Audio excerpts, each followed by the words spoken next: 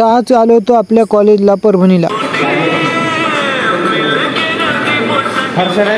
पूर्ण गाणं ऐकायचं असेल तर पूर्ण व्लॉग पहा। हा 1 रुपया आपले 19 रुपये वाचू शकतो कसं या सांगतो। जय शिवराय मित्रांनो, मी मुक्तेश्वर। तर आज आपल्याला जायचं होतं कॉलेजला। वसमत टू परभणी बसचं तिकीट 81 रुपये। जर वरचा 1 रुपया नसला तर आपले वांदे होतात। तर आपली हैदराबादची ट्रिप संपलेली आहे। ज्यानं कोणी हैदराबादचे व्लॉग पाहिले नाही त्यानं आपल्या अकाउंटला जाऊन हैदराबादचे व्लॉग पहा। सर्वप्रथम परभणीला आल्यावर आपण केला इडलीचा नाश्ता, मग नाश्ता करून निघालो पुढे। आज आपल्या कॉलेजमध्ये आपलं काम होतं असाइनमेंट सबमिट करायचं होतं। हैदराबादला गेल्यामुळे सगळं पेंडिंग राहिलं होतं। मॅटर असं झालं की बस लवकर भेटल्यामुळे मी सगळ्यात आधी आलो, कोणीच आलं नव्हतं। मी सध्याचा नवीन ब्लॉगर आहे, व्हिडिओ वगैरे काढता आला नाही तर समजून घेत जा। त्यात आपले फॉलोअर्स कमी आहेत, फॉलो करत जा यार। तेवढ्यात आमचे शिवराज भाऊ आणि कराळे भाऊ आले। शिवराज पाटलाला म्हणलं राम राम व पाटील, आपल्या कराळे भाऊची फीस भरायची होती। तिथून फीस भरायला गेलो तेवढ्यात आपल्या साहिल भाऊचं आगमन झालं। साहिल भाऊचं कुत्र बिमार होतं म्हणून साहिल भाऊ टेन्शन मध्ये होता। तिथून आलो लॅबमध्ये पंकज भाऊचं आगमन झालं होतं। साहिल भाऊला म्हणलं थोडं मोटिवेट कर तर साहिल भाऊ म्हणला तू काळा नाही तू कृष्णवर्गीय आहे। याला काय अर्थ आहे। मग झाडे पाटलाचं आगमन झालं। एवढी मेहनत करून भूक लागली होती, मग आम्ही गेलो वडापाव खायला।